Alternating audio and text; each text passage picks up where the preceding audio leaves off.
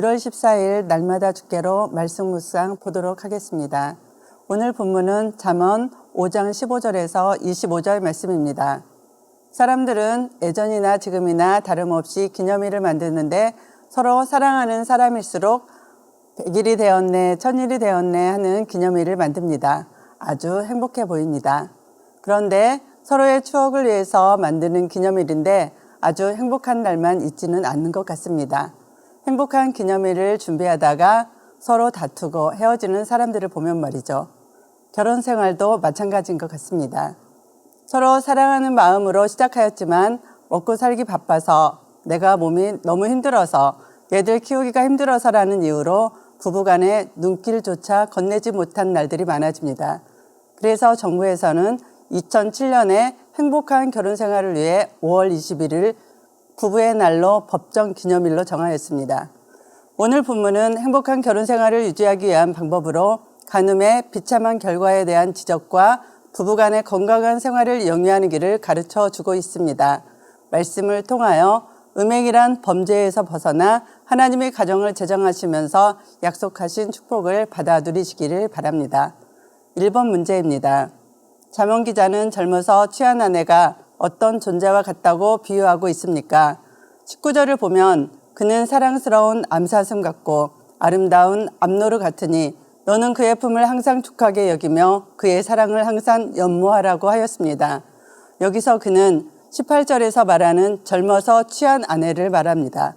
젊어서 취한 아내를 암사슴과 암노루에 비유하고 있는데 성경에서 암사슴과 암노루는 모두 여인의 아름다움과 사랑스러움을 나타낼 때 사용하는 말입니다.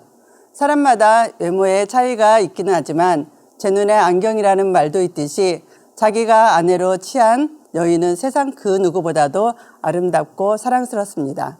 자기 아내가 사랑스럽고 아름답게 보이지 않는다면 결코 결혼할 수 없었을 것입니다. 그러므로 결혼 초에는 모든 남자들이 자기 아내를 극진히 사랑합니다. 잠시만 떨어져 있어도 안절부절 못합니다. 직장에 다니는 사람은 퇴근 시간이 되기 무섭게 집으로 향합니다. 그런데 문제는 그러한 사랑이 세월이 흐르면서 식어갈 수 있다는 것입니다. 세월이 흐르면서 남편은 연애할 때나 결혼할 때에 아내에게 가졌던 뜨거운 사랑의 열정을 잃고 아내 쳐다보기를 마치 소가 닭 쳐다보듯 한다는 것입니다. 그래서 심지어는 한눈을 파는 경우도 있습니다. 2번 문제입니다. 성경에서는 아내를 어떻게 대하라고 당부하고 있습니까? 17절, 19절입니다. 그 물이 내게만 있게 하고 타인과 더불어 그것을 나누지 말라.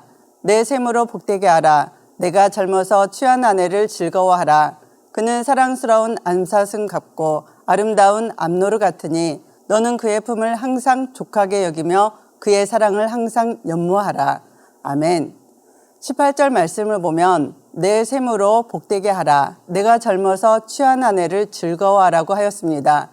여기서 내 샘으로 복되게 하라는 것은 자기의 아내에 대한 의무를 다함으로 아내를 기쁘게 하라는 말씀인 동시에 아내에게 많은 자녀를 두게 하여 그녀로 하여금 복되게 하라는 말씀입니다. 또 내가 젊어서 취한 아내를 즐거워하라는 것은 조강지처를 사랑하고 유해주라는 말입니다. 한마디로 말해서 아내에 대한 의무를 다하라는 것입니다. 남편은 아내를 사랑하되 변함없이 사랑해야 합니다. 결혼할 때 서약하는 것처럼 조건이나 상황의 변화에 관계없이 아내를 사랑하고 검은 머리 파뿌리가 될 때까지 회로하며 유해 주어야 합니다. 사랑하되 항상 사랑해야 한다는 것입니다. 그런데 우리가 여기서 한 가지 생각해 볼 것은 아내에 대한 남편의 사랑의 열정이 식는 것이 단지 남편의 간사한 마음에만 그 원인이 있느냐 하는 것입니다. 계속 결혼 생활하기 참 힘들다. 내 아내는 강아지 입엔 키스하면서 내가 쓴 컵으론 물도 마시려 하지 않는다는 명언이 있습니다. 이 말을 통해 우리는 부부간의 싸늘하게 식어버린 마음을 알 수 있습니다. 남편의 사랑이 식는 데에는 아내에게도 그 원인이 있을 수 있습니다. 일반적으로 결혼 생활을 어느 정도 하다 보면 남편은 아내에 대해서 편하다 못해 수월해지기가 쉬운 것이 사실입니다. 그러다 보니 아내는 흐트러진 몸과 마음으로 남편을 대하기가 쉽습니다. 그런데 어느 남편도 그러한 아내를 기뻐하지 않습니다. 흐트러진 몸과 마음으로 남편을 대하면서 사랑받기를 바란 데만 문제가 있는 것입니다.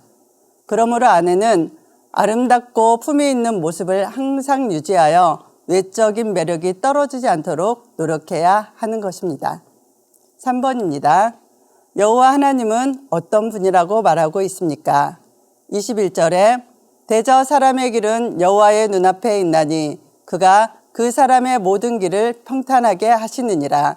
평탄케 한다는 말은 저울에 달아 정확히 헤아린다는 것으로 하나님께서 사람의 모든 행위를 정확하게 알고 계시다는 말입니다. 솔로몬은 인간이 하나님의 감찰과 평가에서 벗어날 수 없음을 이야기하며 더욱더 하나님의 지혜가 담긴 훈계를 따라 바르게 살아갈 것을 촉구하고 있습니다.